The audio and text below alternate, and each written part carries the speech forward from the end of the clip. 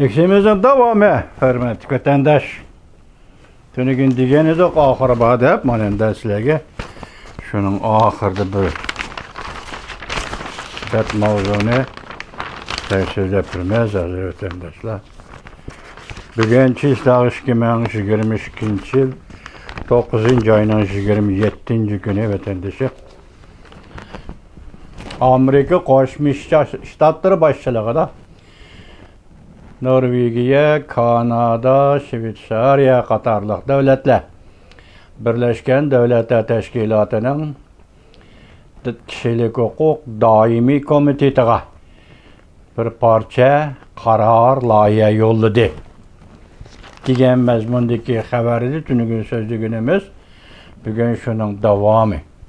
Mavzumunda Amerika, Angliya qatarlıq bir qancha dövlət qarar layihə o'ttiruv qo'yib, Kishilik Hüquq Daimi Komitetining Şinjan'da, yani Mustamlik Uyg'uristonda kishilik huquq ziyonkashlik qilingan masalalarni munozara qilishni talab qildi. Mavzuli xabar 9 ayning 26 kuni Amerika ovozining Xitoy tili programmasi e'lon qilindi.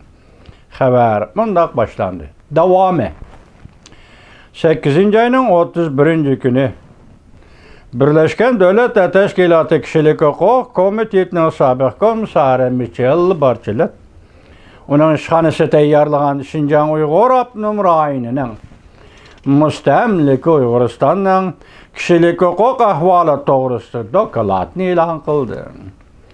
Dokladda Jungo hukumati terroristlarga qarshi turish, radikalistlarga qarshi turishni bahona qilib, kishilik huquq eg'ir xiloflik qilib, Uyg'urlarga va boshqalarga insoniyatga qarshi jinoyat sodir qildi deb ko'rsatildi.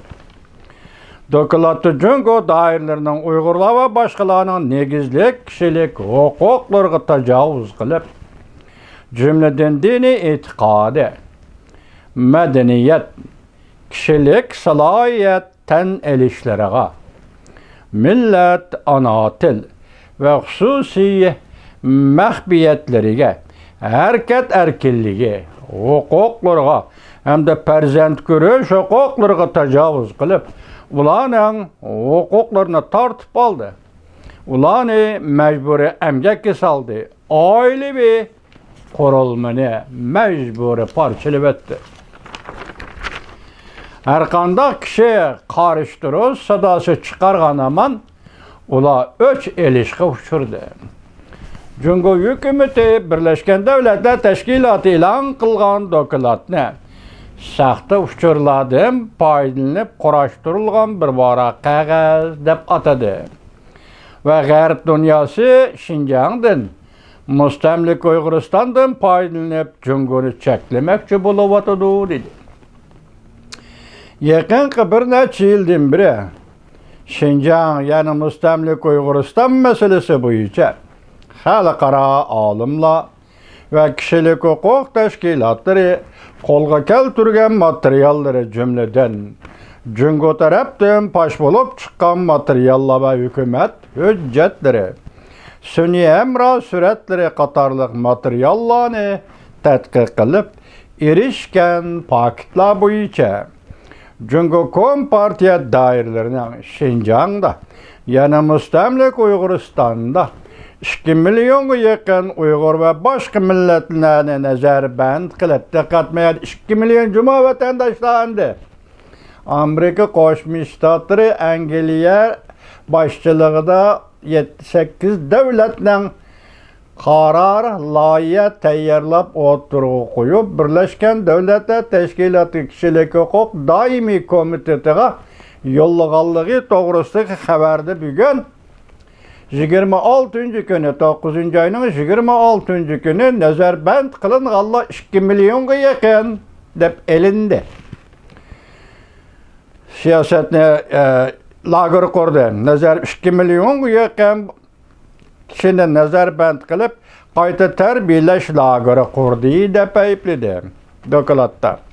Ularga Jungoning siyosati va Uyg'ur madaniyatini tozalash ve İslam dininde yiroqlashtirib meni juyishni qabul qildirdi. Amerika qatarlıq bir qancha davlat Cungo hükümetining zo'r ko'lamlik va sistemalik Uyg'urlarni xo'rlash, haqoratlash harakatlarini irq yo'qotish va insoniyatga qarshi jinoyat o'tkazdi deb bekitdi. Haliqi mumkin degan so'zmi qoldi juma? Bekitdi. Dokalatni shundaq bekitdi.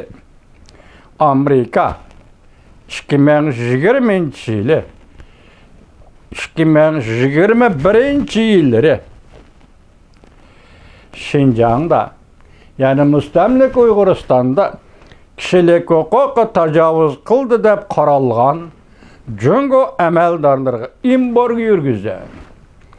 Şinjan'dan, yani mustamlik Uyg'uristondan import qilingan tovarlarga import qilingan tovarlarga Uyg'urlarni majburiy emgak solishdan saqlanish qonuni bo'yicha muomala qildi.